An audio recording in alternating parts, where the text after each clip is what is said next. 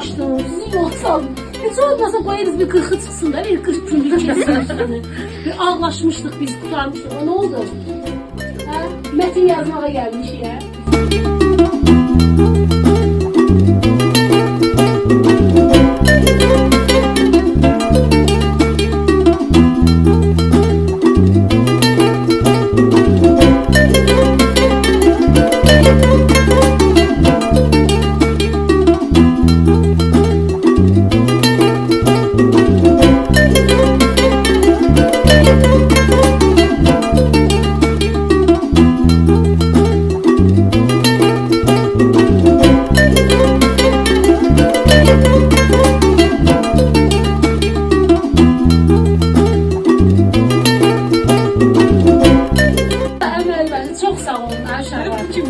Sevgi dolu qəlbiniz və işıqlı ruhunuz daim parlasın. Bu kiçik hədiyyədə gözəlliyinizə gözəllik qatsın. Sevgilərlə şadilərinizə. Görürlər ki, mənimlə kosmetika çəkmir.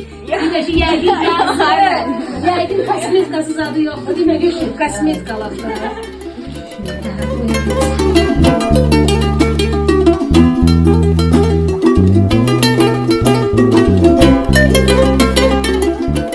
Yaxşı oxumağınızı, sizin əla oxumağınız, universitet daxil olmanız mənim üçün ən lazım olan, ən vacib olan bu. Amma çox bəyəndim. Ən çox bəyəndim.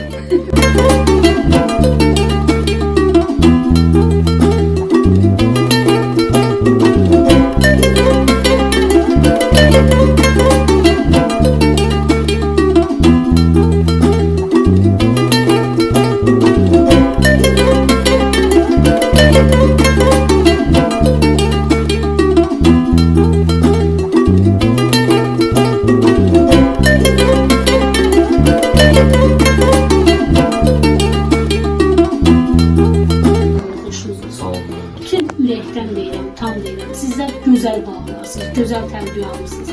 Nə yaxşı ki, yolumuz bir yerdə düşüb. Həmişə dualarım sizdir. Sabah da bütün gün yenə gedənə kimi də nəzarətinizdə olasın. Yenə də danışacağıq, görüşəcəyik. Düzdür, əvvəl fikirləşim deyəm, bu bir ayrılıq deyil. Bu bir ayrılıqdır. Bu bir ayrılıqdır. Amma son deyil. Amma son deyil.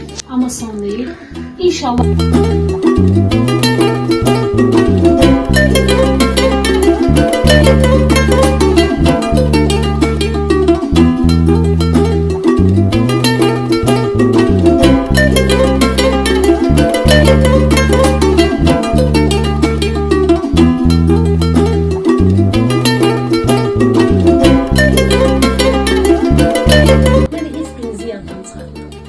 Mənim əvəzimdən ailənizdə olan bütün xanımları təbrik edin.